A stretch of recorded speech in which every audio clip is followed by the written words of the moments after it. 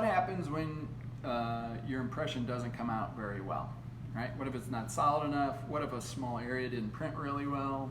What can you do? Well, again, every time I print a copy, I want to kind of check both sides. And if I see something that doesn't look like it printed well, it could have been two reasons. One, did I not have enough pressure? Or two, did I not have enough ink? Okay? The easy way to test that is by rubbing the back of the paper, right? Just if you were to hand print it. So I have a little hand spoon here. You can use any little tool that will easily glide across the back of the paper, and you can press really hard.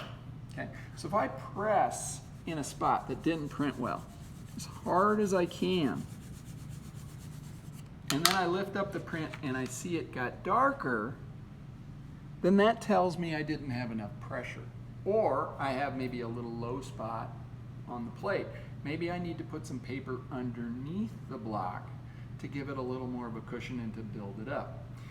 If I press as hard as I possibly can in a spot that didn't print well and it doesn't get darker, then that means obviously I didn't have enough ink, right? In terms of pressure and paper, one telltale sign that you've got too much pressure when you're using a press is that the paper starts to have waves in it. It's stretching the paper, right?